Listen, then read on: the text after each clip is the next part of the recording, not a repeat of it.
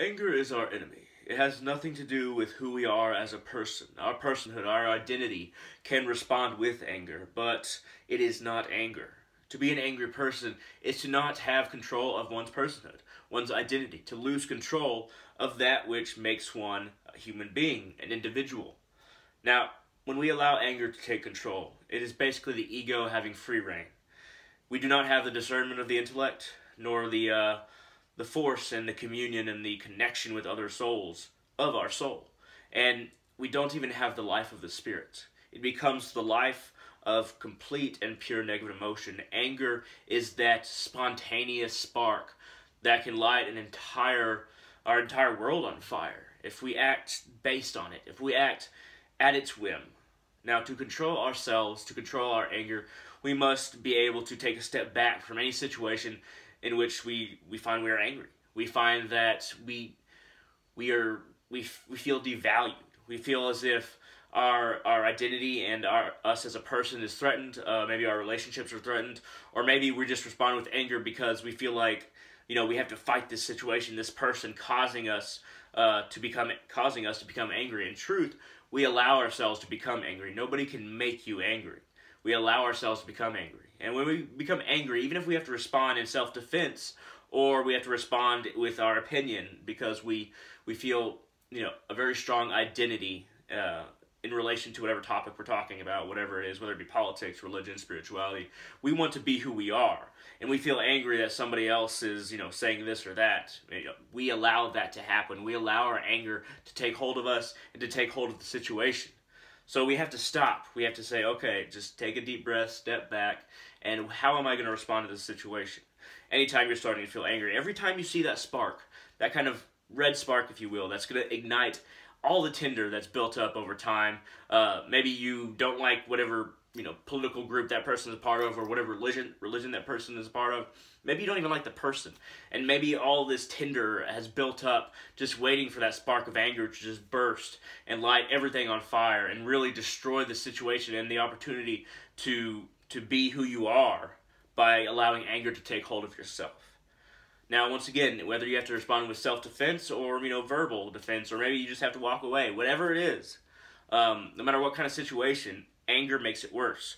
Anger destroys your ability to have control of the situation, control of yourself, and really always ends up in a negative outcome. Even if we feel like we've won in the situation, that doesn't mean that it sets a good precedent for future situations. Because once we respond with anger in one situation, it's not just that we see, okay, well, it works. It's that our mind will respond in a way that will bring it immediate gratification. It will be a subconscious habit, if you will.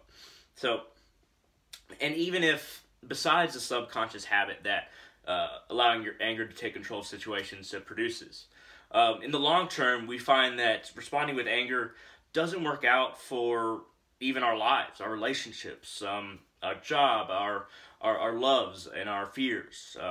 Everything is made worse with anger when that spark is constantly trying to find tinder that has been building up. How do we get rid of this tinder? How do we get rid of all these built-up emotions and these thoughts and these feelings directed towards certain groups or people? How do we get rid of that tinder so anger doesn't really have any fuel? We let things go. We let things pass. We let slights against us, we just let it go.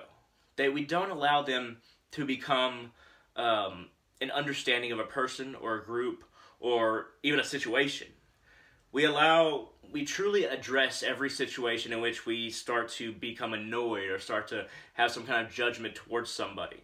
You can still think that somebody is wrong and work against that, but to allow it to kind of just sit in the back of your mind like, oh, if this person says one more thing to me, or if this group comes at me, if anybody in that group says something to me, if any conservative tries to convert me to Christianity again, or any liberal talks about how, gay rights should be universal, I'm just gonna blow up. And Tinder like that builds up and up and up and up and up. And really, a lot of the time, what adds to the Tinder is our insecurities and unsureness of if we're right.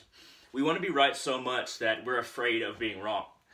And being afraid of being wrong gives us a sense of a non-corporeal identity. when we're afraid of being wrong, we're afraid that we might be wrong about our opinion of any given situation or topic or person, then we don't feel like we have a solid identity. We feel like, okay, well, then the lines of my ideology have holes in them, and we subconsciously fight that. And anger is a way that it comes out. But once again, that's more tinder building up that can be ignited by anger if we allow ourselves to keep these kind of unresolved conclusions in the back of our minds, where we don't really address them mentally or personally within ourselves.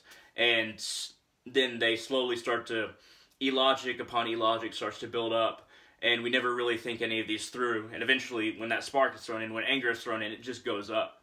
So it's always good to truly address when a situation annoys you or a certain group annoys you, to think about it. You can disagree. You can say, okay, I need to fight this with words. I need to, even if somebody comes at me, I need to fight them physically.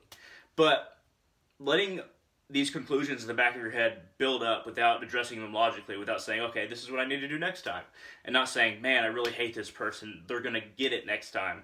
That's the difference between being prepared and having that tinder that will fuel, will basically burst up. That will be the fuel of anger. That will be, anger will be the spark, and then that will be the fuel, and it will just blow up and allow all this to come out at once. And it won't even be coherent a lot of the time. We won't make sense. We won't even make sense to ourselves a lot of the time when we have these angry outbursts. And I have experience with anger.